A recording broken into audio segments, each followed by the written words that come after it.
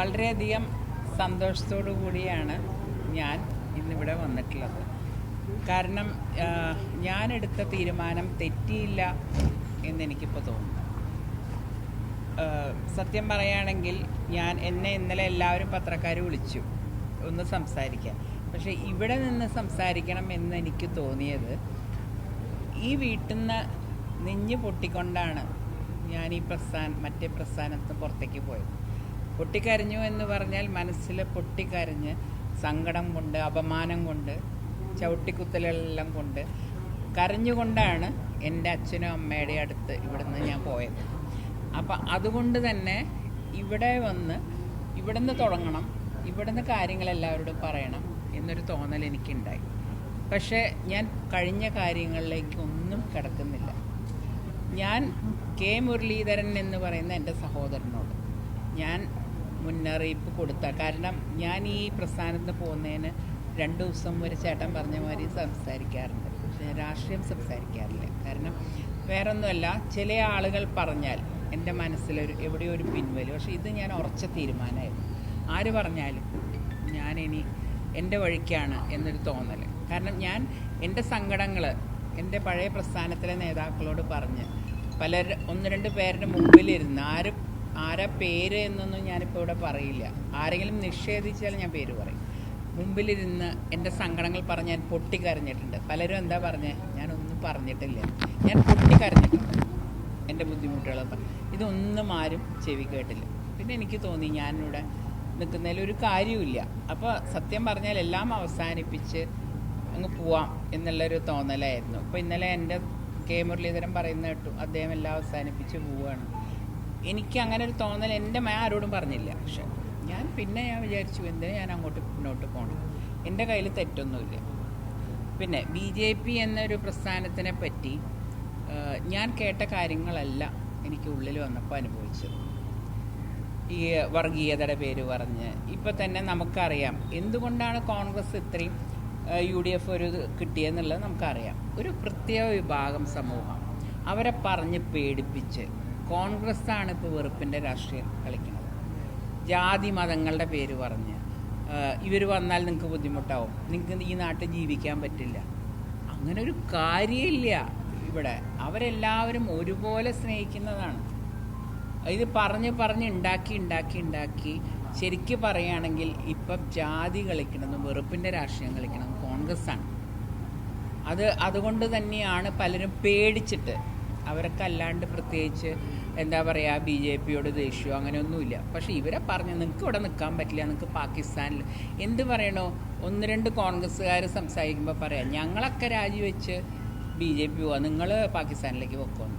ഏത് പറഞ്ഞു കൊടുക്കുന്നത് കോൺഗ്രസ്സുകാരാണ്. അപ്പം ഇങ്ങനെ പറഞ്ഞ് പേടിപ്പിച്ചൊരു സമൂഹത്തിനെ തന്നെ പേടിപ്പിച്ചിരിക്കുകയാണ്. അതിന്ന് പുറത്ത് കിടക്കാൻ അവർ ചെയ്യണം. അവരാണത് ആലോചിക്കേണ്ടത്. അങ്ങനെയാണോ ഇത്രയും കാലം എന്താ പറയുക, ഇവിടെ വാജ്പേയിയൊക്കെ ഭരിച്ചിരുന്നില്ലേ, ഏതെങ്കിലും ഒരു അന്യജാതിക്കാർക്ക് ഇവിടുന്ന് പോകേണ്ടി വന്നിട്ടുണ്ടോ? അതൊക്കെ കഴിഞ്ഞ് കാലങ്ങൾ എത്രയാണ്. അപ്പോൾ ഇത് പറഞ്ഞാൽ മാത്രമേ ഇനി രക്ഷയുള്ളൂ എന്ന് പറഞ്ഞുകൊണ്ട് തമ്മിലടുപ്പിക്കുന്നത് ഇപ്പോൾ കോൺഗ്രസ്സാണ്. പിന്നെ കോൺഗ്രസ്സിന് ദേശീയ തലത്തിൽ ശരിയാണ് 230 സീറ്റ് കിട്ടിയെന്ന് പറയുന്നത്. അതിലൊരു 10-30 സീറ്റ് മമതയുടെയാണെന്നാണ് എൻ്റെ അറിവ്. അതിൽ മമതാ ബാനർജി ആണെങ്കിൽ ഇന്ത്യ മുന്നണിയുടെ ഭാഗമല്ല. അവർ ഇന്ത്യ മുന്നണിയുടെ വോട്ട് കിട്ടാൻ വേണ്ടി ജയിച്ചവരാണ്. അവർ ഇന്ത്യ മുന്നണിയിലേക്ക് വരണമെങ്കിൽ ഇന്ത്യ മുന്നണി അധികാരത്തിൽ വരണം എന്നുള്ളൊരു തോന്നലുണ്ടെങ്കിൽ മാത്രമേ ശ്രീമതി മമതാ ബാനർജി വരികയുള്ളൂ. പിന്നെ എങ്ങനെ ഈ 200 പേരെയും വെച്ചിട്ട് എന്ത് മന്ത്രിസഭ ഉണ്ടാക്കും എന്നാണ് പറയണത്. ഞാൻ പറയണത് എൻ്റെ മാധ്യമ സുഹൃത്തുക്കളോട് പറയേണ്ടത്, നിങ്ങളെല്ലാവരും നന്നായി ജേർണലിസം പഠിച്ച് വിവരത്തോടുകൂടി വരുന്ന, അവർ എഴുതുമ്പോൾ പോലും അതിൽ ഈ വെറുപ്പിൻ്റെ രാഷ്ട്രീയം വരുന്നുണ്ടോ എന്ന് എനിക്ക് സംശയമുണ്ട്.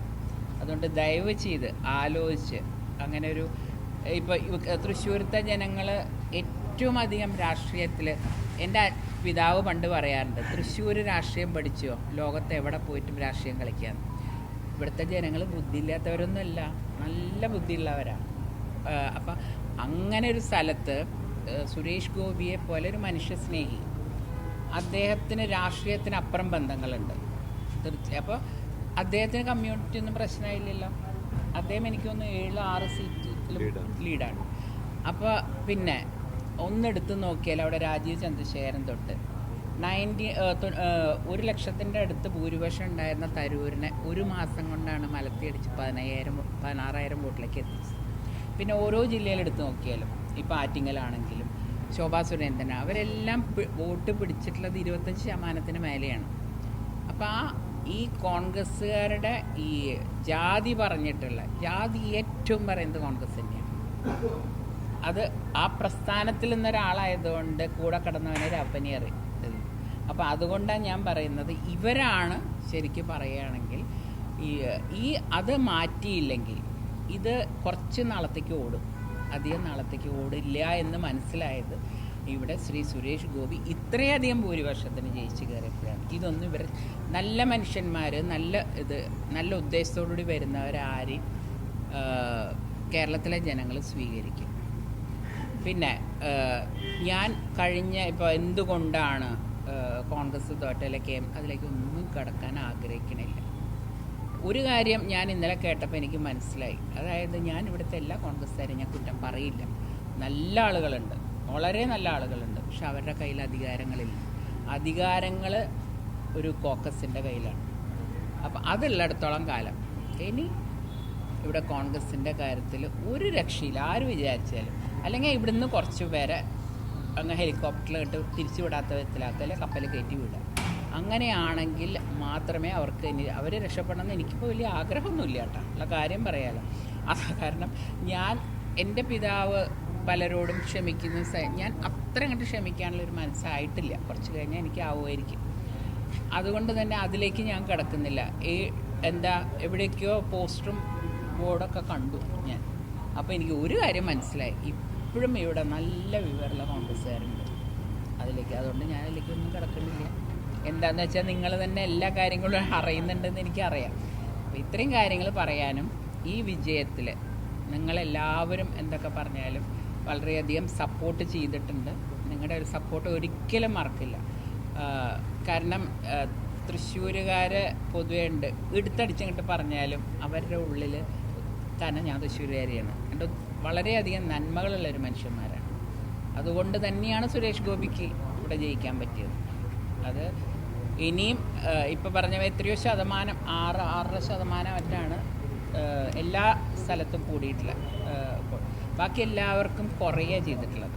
BJPക്ക് ഓരോ പ്രാവശ്യം വോട്ട് ഷെയർ കൂടുകയാണ് ചെയ്യുന്നത്. അത് ഇനിയും കൂടും.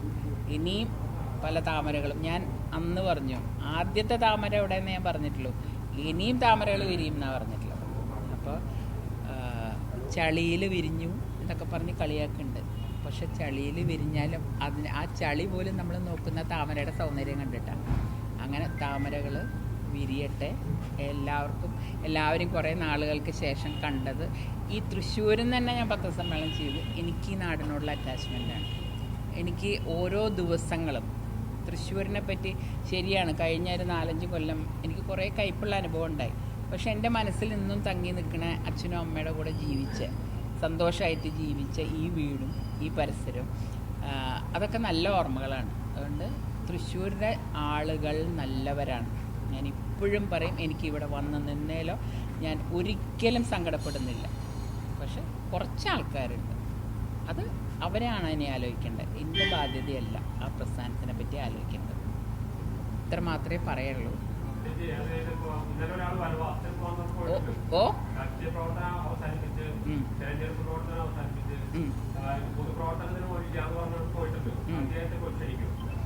പോയി ക്ഷണിക്കുമെന്നാ?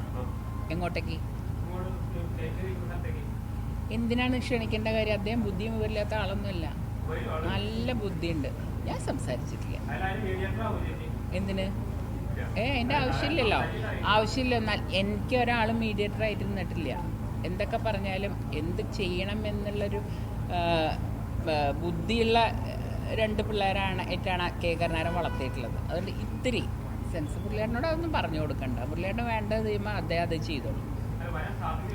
അത് ചോദിച്ചിട്ടില്ല. ചോദിക്കാത്ത കാര്യം, അറിയാത്ത കാര്യം ഇല്ല. ഞാൻ ഊഹിച്ചിട്ടേ ഇല്ല. കാരണം ഊഹിക്കാനുള്ള സമയം കിട്ടിയിട്ടില്ല. അതാണ് ഇത്രയല്ലേ ആയിട്ടുള്ളൂ.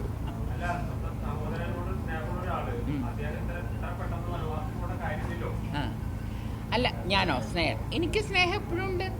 അയ്യോ, ഒരിക്കലും എൻ്റെ ഒരു രാഷ്ട്രീയമായിട്ട് ഞങ്ങൾ രണ്ട് ഇതിൽ നിന്നാലും ഞാൻ ഈ നിമിഷം വരെ കെ മുരളീധരൻ എന്തെങ്കിലും കുറ്റം പറഞ്ഞിട്ടുണ്ടാവും. എന്നെ എന്തൊക്കെ പറഞ്ഞു. പിന്നെ എനിക്ക് എൻ്റെ ചേട്ടൻ്റെ സ്വഭാവം അറിയാം. ദേഷ്യം വന്നാൽ എന്ത് പറയും, അച്ഛനെയായാലും അമ്മയിലൊക്കെ പറഞ്ഞു എന്ന് വരും. അത് കഴിഞ്ഞാൽ ആ ഒരു ഇത് കഴിഞ്ഞാൽ ആൾ താഴത്തേക്ക് പോവും. പറഞ്ഞോട്ടേന്നേ, ഞാൻ അനിയത്തിയല്ല. അയ്യോ, അത്ര ചീപ്പായിട്ട് അദ്ദേഹം പോവും എനിക്കറിയില്ല. കാരണം അദ്ദേഹം KPC പ്രസിഡൻ്റ് ആയിരുന്ന ആളാണ്, എല്ലാ ഇതിലും വരുന്ന ആളാണ്. പിന്നെ അദ്ദേഹത്തിനൊരു വേദന ഉണ്ടാവും. സ്വന്തം നാട്ടിൽ വന്നിട്ട് തോൽപ്പിക്കുക വെച്ചാൽ ഒരു മാന്യമായിട്ട് തോൽപ്പിക്കണ്ടേ. ഇതെന്തൊരു തോൽവിയോ തോൽപ്പിക്കട്ടെ, മൂന്നാമത്തെ ഇലയ്ക്ക് ഇട്ടതാണ്. ഞാൻ അദ്ദേഹത്തിനോട്, ഞാൻ ഈ പ്രസ്ഥാനത്ത് പോകുന്നതിന് മുമ്പ് അദ്ദേഹത്തിനോട് ഞാൻ പറഞ്ഞതാണ് 2 ദിവസം മുമ്പ്. അന്ന് സഹോദരൻ പറഞ്ഞത് ശരിയാണ്, ഞങ്ങൾ സംസാരിക്കുമായിരുന്നു ഇടയ്ക്ക്. ചോദിച്ചപ്പോൾ ഞാൻ പറഞ്ഞത് ഒരു കാരണവശാലും ഇങ്ങോട്ട് വരല്ലേ എന്ന് പറഞ്ഞപ്പോൾ അദ്ദേഹം എൻ്റെ അടുത്ത് പറഞ്ഞത് എന്താ അറിയോ, പറഞ്ഞ വാക്ക് അദ്ദേഹത്തിനോട് പോയി ചോദിച്ചോളൂ. നമ്മുടെ അച്ഛനും അമ്മയും അവിടെ കിടക്കുന്നുണ്ട്, ആ അച്ഛനമ്മേനും കൂടി ഇവിടുന്ന് എടുത്തുകൊണ്ട് പോയാലോ ഞാൻ എന്ന് ആലോചിക്കണു എന്ന് പറഞ്ഞ ആൾ തൃശ്ശൂർ അദ്ദേഹത്തിന് ആരാണ് കുഴിയിൽ കൊണ്ട് ചാടിച്ചതെന്ന് അദ്ദേഹമാണ് പറയേണ്ടത്, ഞാനല്ല. കാരണം അത് കഴിഞ്ഞിട്ട് ഞാൻ സംസാരിച്ചിട്ടില്ല.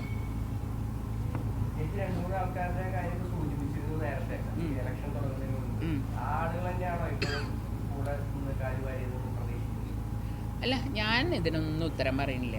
എന്താ കാരണം അറിയാം? ഒന്ന് നിങ്ങൾ ആ വണ്ടി എടുത്ത് ആ DCC ഓഫീസിൻ്റെ മുമ്പിൽ പോയാൽ ആരൊക്കെയാണെന്നുള്ള അവിടെ എഴുതി വെച്ചിട്ടുണ്ടെന്ന് കേട്ടെ. ഞാനല്ലല്ലോ പറഞ്ഞു, കോൺഗ്രസ്സുകാരെന്നാ ചെയ്തത്, ഞാനല്ല ചെയ്തത്. ഞാനൊന്നും അറിഞ്ഞിട്ടുമില്ല. ആയിരിക്കുമല്ലോ. കാരണം ഞാൻ പറഞ്ഞല്ലോ, ഇവിടുത്തെ എല്ലാ കോൺഗ്രസ്സുകാരൊന്നും മോശമെന്ന് ഞാൻ പറയില്ല. നല്ല ആളുകളുണ്ട്, സ്നേഹിക്കുന്ന ആളുകളുണ്ട്. പക്ഷേ ഒരു വിഭാഗത്തിൻ്റെ കയ്യിലാണ് ഇപ്പം അധികാരം. അവരാണ് തീരുമാനിക്കുന്നത് ആരിവിടെ വരണം, ആര് ജയിക്കണം, എങ്ങനെ ഞങ്ങൾ പ്രവർത്തിക്കണം എന്നൊക്കെ തീരുമാനിക്കണം അവരാണ്. അതെ. ഏതാ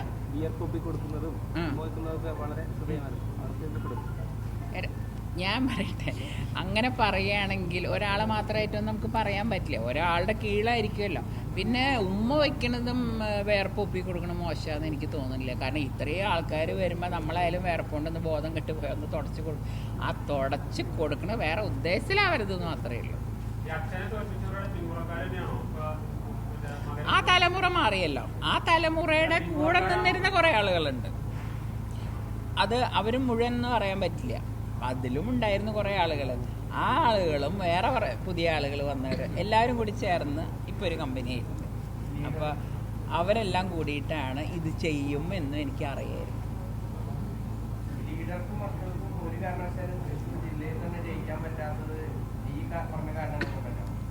അങ്ങനെ പറയാൻ പറ്റില്ല. കെ കരുണാകരൻ തൃശ്ശൂർ ജില്ലയിൽ നിന്നല്ലേ 35 കൊല്ലം MLA ആയിരുന്നേ. മാള ഈ ടൗൺ ഒഴിച്ച് ബാക്കി എവിടെ പോയാലും വലിയൊരു കുഴപ്പം ഇല്ല ശരിക്കും പറയാം.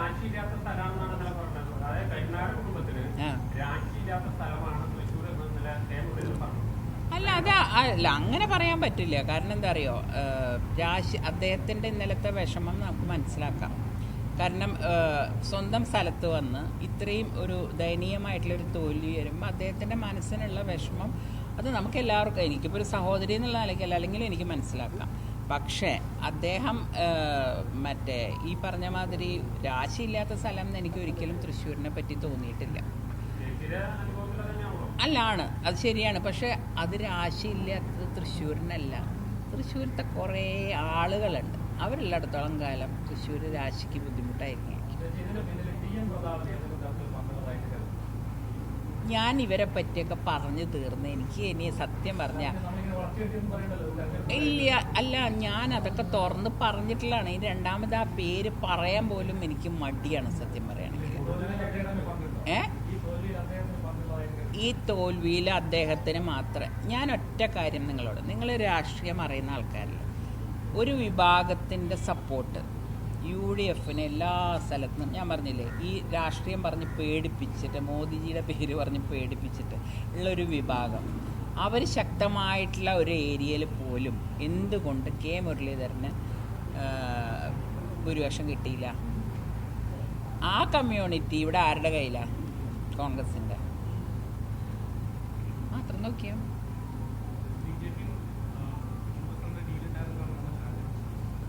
അത് പിന്നെ എന്തും പറയാമല്ലോ.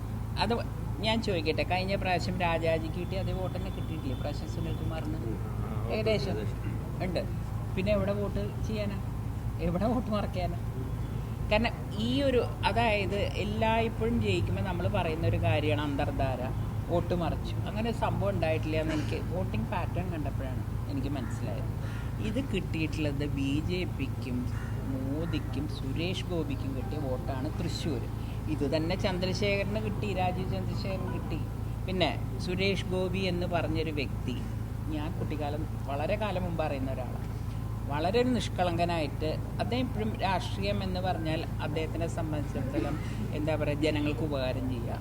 ഞാൻ ഒരു മീറ്റിങ്ങിൽ ഞാൻ പ്രസംഗിച്ചപ്പോൾ പറഞ്ഞു, 1000 ഉറുപ്പ്യ കൊണ്ട് ഇറങ്ങിയാൽ ആരെങ്കിലും സങ്കടം പറഞ്ഞാൽ ആ 1000 ഉറുപ്പ്യ എടുത്ത് കൊടുക്കും എന്ന് ഭാര്യ പണ്ട് എൻ്റെ അടുത്ത് പറഞ്ഞിട്ടുണ്ട്. പിന്നെ ആൾക്കാരോട് ഇരന്നിട്ടാണ് വീട്ടിലേക്ക് പോവുകയാണ്. അങ്ങനെ ഒരു മനുഷ്യനാണ്. അപ്പം അദ്ദേഹത്തിൻ്റെ ആ ഒരു, ആദ്യം ജനങ്ങൾ തിരിച്ചറിഞ്ഞില്ല, പക്ഷേ ഇപ്പോൾ ജനങ്ങൾ തിരിച്ചറിഞ്ഞു അദ്ദേഹത്തിന്. അങ്ങനെ വോട്ട് ചെയ്തതാണ് അദ്ദേഹത്തെ. പിന്നെ 10 കൊല്ലം എന്തൊക്കെയാണ് അദ്ദേഹത്തെ ട്രോൾ ചെയ്യുന്നത് എല്ലാവരും കൂടിയിട്ട്. തുറന്ന ഇദ്ദേഹത്തിനെ പറ്റി കളിയാക്കൽ, ഇദ്ദേഹത്തിൻ്റെ ഡാൻസ് കാണിക്കൽ, അത് കാണിക്കൽ. പിന്നെ അദ്ദേഹത്തിൻ്റെ ജോലി സിനിമാഭിനയാണ്. അപ്പോൾ കുറച്ച് ഡാൻസൊക്കെ കളിച്ചു, നമുക്കും കളിക്കണം എന്നൊക്കെ നമ്മുടെ മനസ്സിലാഗ്രഹം ഉണ്ടാവും. പക്ഷെ നമ്മൾ ജനങ്ങളെ പേടിച്ചിട്ട് നമ്മളതിൽ സ്റ്റൈൽ പിടിച്ച് നിൽക്കുന്നേ ഉള്ളൂ. അദ്ദേഹത്തിന് അതില്ല. അതാണ് അദ്ദേഹം നമ്മളൊക്കെ തമ്മിലുള്ളൊരു വ്യത്യാസം.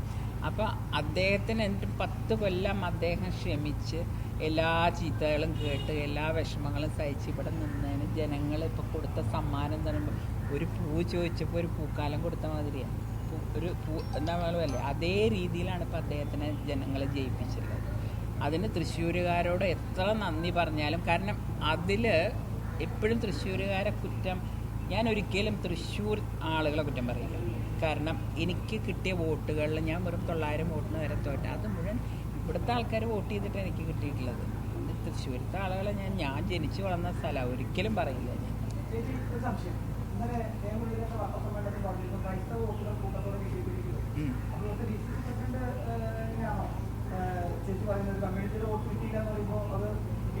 അല്ലല്ലല്ല അല്ല, മറ്റേ ഞാൻ അതിൽ ഈ പറഞ്ഞ മാതിരി അന്ന് എന്നെ എന്തായാലും തോൽപ്പിച്ചവരുടെ കൂട്ടത്തിൽ ജോസ് വള്ളൂരൊന്നും ഉണ്ടായിരുന്നില്ല. അദ്ദേഹം മഴ അടുത്ത സ്ഥാനാർത്ഥിയായിരുന്നു. എന്തിനാ ഇല്ലാത്തവരെ ഞാൻ പിടിച്ച് വലിച്ചഴക്കണം? അതൊന്നും ഒരു കാര്യമല്ല. ഇതിൽ എല്ലാ കമ്മ്യൂണിറ്റികളുടെയും വോട്ട് സുരേഷ് ഗോപിക്ക്. അതിൽ ഞാൻ പറഞ്ഞില്ലേ, മാറ്റപ്പെട്ട് നിർത്തി ഒരു പേടിച്ചു മാറി നിന്ന ആൾക്കാർ പോലും സ്നേഹത്തിൻ്റെ ഇത് കൊടുത്തിട്ടാണ് സുരേഷ് ഗോപിക്ക് അവർ പലരും വോട്ട് ചെയ്തിട്ടുണ്ട്. അല്ല, പ്രതാപനെതിരെ ഇനി പറയേണ്ട കാര്യം എന്താ? ഞാൻ എന്തിനാ പറയണത്? നിങ്ങൾ വേണേൽ KPC ഓഫീസിൽ പോയാൽ പഴയ പേപ്പറുകൾ കീറിയിട്ടില്ലെങ്കിൽ എൻ്റെ പരാതി അവിടെ കാണും. ഒന്ന് പോയി നോക്കിയാൽ മതി. ഇനി ഞാൻ പറഞ്ഞില്ലേ, എനിക്ക് സത്യം പറഞ്ഞാൽ കോൺഗ്രസ് പ്രസ്ഥാനത്തിൽ ഈ പറയുന്ന നേതാക്കന്മാരുടെ പേര് പറയാൻ പോലും എനിക്കിഷ്ടമല്ല.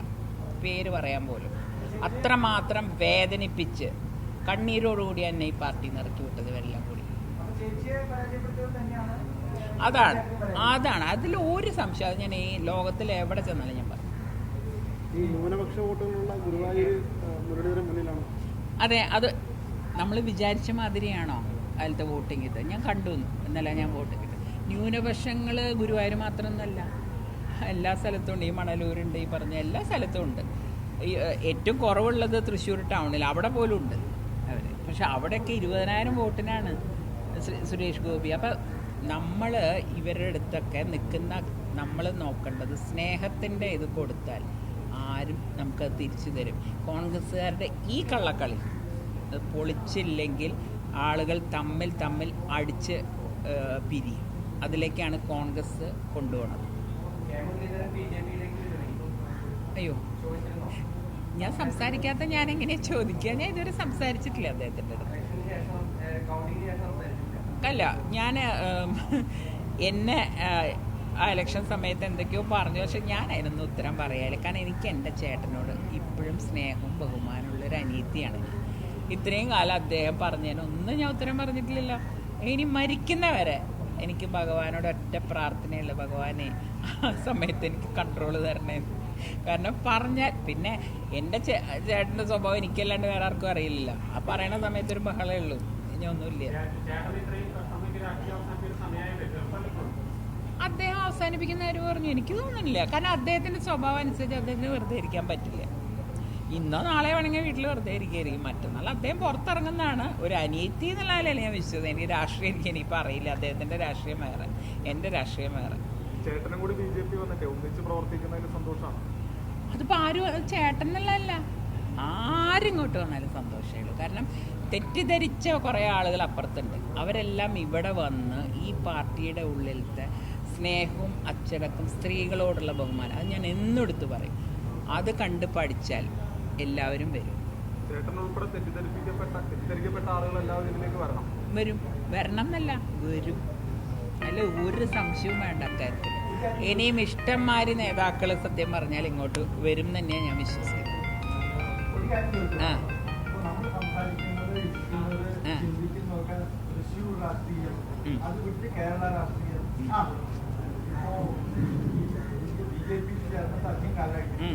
എന്നാൽ ദേശീയ തലത്തിൽ എന്താണ് സംഭവിക്കുന്നത് എന്ന് നമ്മൾ ശരിക്കും നോക്കുമ്പോൾ നമുക്ക് മാനസികമായിട്ട് ഒരു പ്രശ്നം തോന്നുന്നുണ്ട്. നമ്മൾ വിചാരിക്കുന്ന ഈ പാർട്ടി ഇവിടെ വർഗീയത, മതസ്പർദ്ധ എന്നൊക്കെ നമ്മൾ പറയുന്നത് അതുകൊണ്ടാണോ എന്ന് പറയുന്നത്. പക്ഷെ ഉത്തരേന്ത്യയിൽ അത് തിരിച്ചാണ്.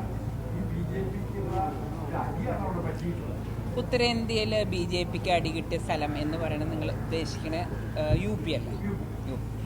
UPയിൽ പല സംഗതികളും എന്ന് വെച്ചിട്ട് ഒരു ഒഴുക്കല്ല, ഒരു ചെറിയ ഒരു എന്താ പറയുക, എന്തെങ്കിലും കാര്യങ്ങൾ പ്രതിഷേധമോ, എനിക്കത് എന്താ പറയണത്, പല പ്രശ്നങ്ങളുണ്ടാകും, ആഭ്യന്തര പ്രശ്നം. പിന്നെ ഒരു പാർട്ടി 10 കൊല്ലം ഭരിച്ചിട്ട് ചെറിയൊരു എതിർപ്പ് ഏത് പാർട്ടിയോടും ഉണ്ടാവും. അത് എന്ന് വെച്ചിട്ട് ഞാൻ പറഞ്ഞുതരാം.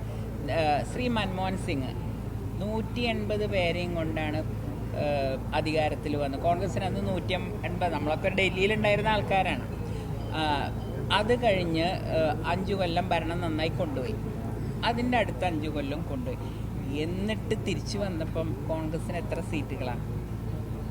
40 സീറ്റ് അല്ലേ? ഇന്നിപ്പോൾ BJPക്ക് എത്രയാണ്? 245. അദ്ദേഹത്തിൻ്റെ ഭരണം വലിയ കുഴപ്പമില്ലായിരുന്നു എന്നുള്ളത് ജനങ്ങൾ അംഗീകരിച്ചു എന്നല്ലേ. മൂന്നാമതും ഭരണത്തിലേറുക എന്ന് പറഞ്ഞാൽ എനിക്ക് തോന്നുന്നു നെഹ്റുവിൻ്റെ കാലം കഴിഞ്ഞേ പിന്നെ ആദ്യമായിട്ടാണ് ഒരു പ്രധാനമന്ത്രിക്ക് ഇങ്ങനെ ഒരു അവസരം കിട്ടുന്നത്. അതൊരു സാധാരണക്കാരനോ അല്ലെങ്കിൽ സ്വന്തം താല്പര്യം നോക്കണോ അല്ലെങ്കിൽ കറപ്ഷനുള്ള. ഇപ്പോൾ എന്തുകൊണ്ടാണ് കോൺഗ്രസ് 2ാം ഊഴത്തിൽ കഴിഞ്ഞിട്ട് 3ാം ഊഴത്തിലേക്ക് കിടക്കാൻ? മുഴുവൻ കറപ്ഷനായിരുന്നു അല്ലേ? അങ്ങനെ ഒരു എന്നിട്ട് അതുകൊണ്ട് നമ്മൾ പോയി ഇവർ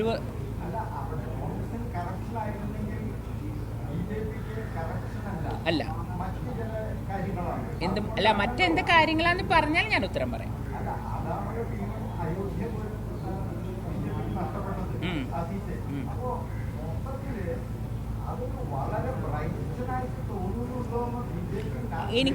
എനിക്ക് സത്യം പറഞ്ഞാൽ എനിക്ക് അത്ഭുതമാണ് ഈ 3ാം ഊഴത്തിലും ഇത്ര ഇവർ പറയണത്. ഇപ്പോൾ കോൺഗ്രസ് പറയണത് കേട്ടു ഇന്നലെ എല്ലാം അവരാണ് ചെയ്തതെന്നുള്ള രീതിയിലാണ്. ആ അഖിലേഷ് യാദവും അല്ലെങ്കിൽ സ്റ്റാലിന് ഇങ്ങനെ കുറേ പേര് കൂടിയിട്ട് തൻ്റെ 99 ഇങ്ങോട്ട് തന്നെ ഒന്ന് ഞാൻ തരാം എന്നിട്ട് എനിക്ക് 100ആയി എന്ന് പറയുന്നതാണ് ഇപ്പോൾ കോൺഗ്രസ് കളിക്കുന്ന രാഷ്ട്രീയം. അതായത് ഇതെല്ലാം ഞങ്ങൾ നടന്നുകൊണ്ടാണെങ്കിൽ 200-250 സീറ്റിന് മേലെ കിട്ടേണ്ട സ്ഥലത്താണ് ഇവരുടെ ഔദാര്യം കൊണ്ടാണ് കിട്ടിയത്, അല്ലാണ്ട് കോൺഗ്രസിൻ്റെ കഴിവുകൊണ്ടല്ല കിട്ടിയത്.